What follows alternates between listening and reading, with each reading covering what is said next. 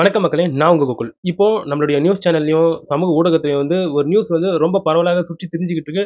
Braking நியூஸா போயிட்டு இருக்கு. அப்படி என்னன்னு பார்க்கும்போது, நம்மளுடைய தமிழ்நாட்டுல கிட்டத்தட்ட 717 டாஸ்மாக் கடைகளை மூடப் போறாங்க. மதுபான கடைகளை மூடப் போறாங்க. இப்போ நம்மளுடைய தமிழக முதல்வர் விஜய் அவர்கள் அதற்கான ஒரு கையெழுத்திட்டு இருக்கிறார். இப்போ வரக்கூடிய 2 வாரத்திலேயே அந்த டாஸ்மாக் எல்லாம் மூடக்கூடிய அந்த விஷயங்கள் உண்மையாவே வரவேற்கத்தக்கது. ஸோ அந்த டாஸ்மாக் எல்லாம் இந்த பொதுமக்களுக்கு இடையூறாக இருக்கக்கூடிய ஒரு கடைகளாக இருந்துகிட்டு இருக்கு. அதாவது கரெக்ட்டா சொல்லணும்னா, வழிபாட்டு தலங்கள் பக்கத்துல இருக்கு, கல்வி நிறுவனங்கள் பக்கத்துல இருக்கு, பஸ் ஸ்டாண்ட் பக்கத்துல இருக்கு. அது போன்ற மதுபான கடைகளை மூடுவதற்கான ஒரு கையெழுத்து என்பது இப்போ நம்மளுடைய தமிழக முதல்வர் சிஎம் விஜய் அவர்கள் கையெழுத்திட்டு இருக்காரு. ஸோ இது ஒரு வரவேற்கத்தக்க ஒரு விஷயம். ஸோ இந்த நடைமுறை என்பது இந்த டாஸ்மாக் கடை மூடுவதற்கு 2 வார காலம் அவகாசம் என்பது கொடுக்கப்பட்டிருக்கு. அதுக்குள்ள மூடி இருப்பாங்க. இப்போ இத வச்சுக்கிட்டு ஒரு சிலர் இதுல ஒரு பாலிடிக்ஸ் பண்ணிக்கிட்டு இருக்காங்க. அந்த பாலிடிக்ஸ் என்னன்னு பார்க்கும்போது, இதுக்கு முன்னாடியே டிஎம்கே 500 கடைகளை 2021ல மூடிச்சு தெரியுமா? ஸோ அததான் விஜய் அவர்கள் இப்ப காப்பி பேஸ்ட் பண்ணிட்டு இருக்காரு. அப்படின்ற மாரி இந்த டிஎம்கேவை சார்ந்திருக்கக்கூடிய ஒரு சில நபர்கள் இப்போ விமர்சனம் படுத்தியிருக்காங்க வேணுமோ. ஸோ இதை வச்சு விஜய் அவர்களுடைய அபிமானிகள், வெர்ச்சுவல் வாரியர்ஸ் அவங்க இதற்கு என்ன பதிலடி குடுத்திருக்காங்கன்னா, நீங்க ஆட்சி அமைச்ச பிறகு 2021ல ஆட்சி அமைச்சீங்க. அதுக்கப்புறம் 2023ல தான் இது போன்ற மதுபான கடைகள நீங்க மூடுனீங்க. ஏன் உங்களுக்கு அது முதல்லயே யோசிக்க தோணலையா உங்களுக்கு? அதே சமயத்துல நீங்க 2021, 2022, 2023ல மதுபான கடைகள மூடுனீங்க ஒரு 500 கடைகளுக்கு. அதுக்கப்புறம் 2024, 25, 26 பிகினிங் எல்லாம் என்ன பண்ணிட்டு இருந்தீங்க?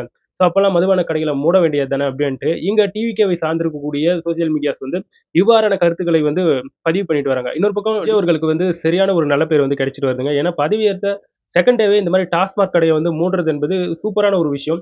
அதுவும் இந்த கல்வி நிறுவனங்கள் பக்கத்துல இருக்கக்கூடிய டாஸ்மாக் கடைகள், பஸ் ஸ்டாண்ட் பக்கத்துல இருக்கக்கூடிய டாஸ்மாக் கடைகள், வழிபாட்டு தலங்கள் பக்கத்துல இருக்கக்கூடிய டாஸ்மாக் கடைகள்லாம் மூடுவது உண்மையாவே ஒரு நல்ல விஷயம். ஏன்னா இது போன்ற இடத்துல இந்த டாஸ்மாக் கடைகள் செயல்படும்போது, அங்க போயிட்டு குடிக்கக்கூடிய ஒரு சில போதை ஆசாமிகள் குடிச்சுப்புட்டு, அங்க வழிபாட்டு தலங்களுக்கு வரவங்களை டிஸ்டர்ப் பண்றது, அப்புறம் ஸ்கூலுக்கு போகக்கூடிய அந்த குழந்தைங்கள டிஸ்டர்ப் பண்றது, பஸ் ஸ்டாண்ட்ல குடிச்சுப்புட்டு பஸ்ல ஏறி அங்க ஒரு ரகலை பண்றதுன்ட்டு இவ்வாறான விஷயங்கள் நடக்கும்ன்ட்டு கிட்டத்தட்ட 500 மீட்டர் சரவுண்ட்ல எந்த ஒரு கடையுமே இருக்கக்கூடாது.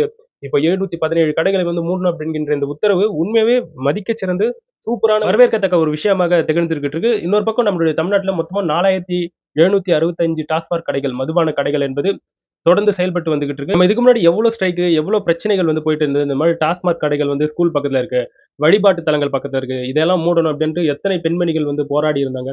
ஸோ அவை எல்லாமே இப்ப சோசியல் மீடியால இருந்துகிட்டு இருக்கு. ஸோ அப்பல்லாம் கிடைக்காத இவ்வாறான ஒரு நற்செய்தி இப்ப கிடைச்சிருக்கிறது. உண்மையாவே இந்த இடத்துல மதிக்கச் சிறந்தது சூப்பரான ஒரு விஷயமாகவே கருதப்பட்டு வந்துகிட்டு இருக்கு. இது போன்று படிப்படியாக நம்ம தமிழ்நாட்டுல இருக்கக்கூடிய அனைத்து மதுக்கடைகளையும் கொஞ்சம் கொஞ்சமா மூடிட்டாங்கன்னா இன்னும் நல்லா இருக்கும். ஸோ அதற்கான ஒரு முற்றுப்புள்ளியை கண்டிப்பா தமிழக அரசு வைக்கும்ன்றதுல மாற்று கருத்தே கிடையாது.